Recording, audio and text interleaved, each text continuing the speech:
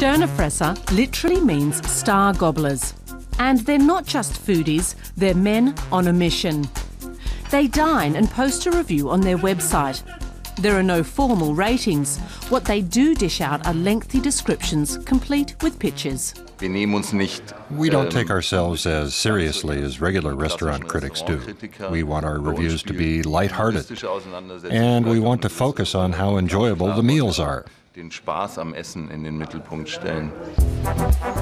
Today we're paying a visit to the Schloss Hotel Leerbach near Cologne. The restaurant boasts 2 Michelin stars, and the palatial surroundings don't hurt either. The testers usually announce that they're coming. Only one of the 4 food buffs actually does this full-time. They normally come in pairs to get 2 different perspectives.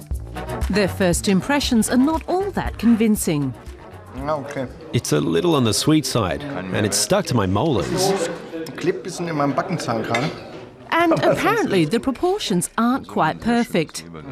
But as they admit themselves, at this level of gourmet dining, the complaints are nothing more than a quibble. When we're traveling abroad in a major city like Paris or London, we might take in 8 restaurants in just 4 days. That's all we have time for. It's hard work, because you have to take a very professional approach. But here in Germany, we usually do 2 or 3 restaurants a week.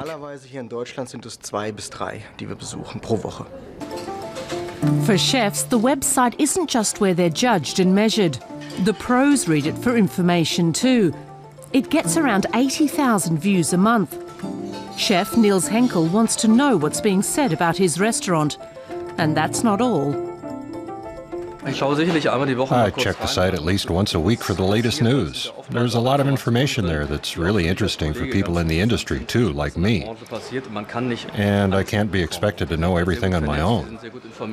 They're very well connected, and they're well informed too. So it's good to log on and check out what they have to say.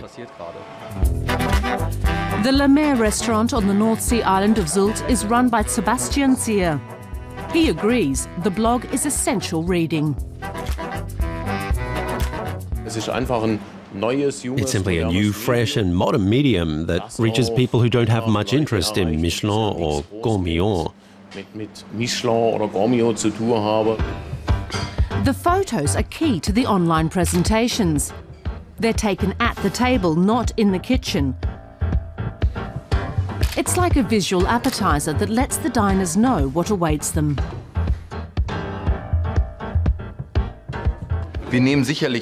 Of course, we don't like to give away too much. Our reports take a couple of weeks to finish and go online. By then, the menu will have changed. If a guest goes to a top restaurant looking for a specific dish, they'll probably find a completely different selection. And they find that this unpretentious culinary creation goes down a treat. Das ist das Gegenteil von einem Streberteller, von so einem überladenen Streberteller. We're fans of gourmet eating, so there's always excitement and anticipation. But we're also very critical, perhaps even more focused on detail than some conventional critics. The bloggers evaluate the complete package: food, staff and service. And now for the grand finale at the Schloss Hotel Leerbach. The final verdict after their 10-course meal: delicious.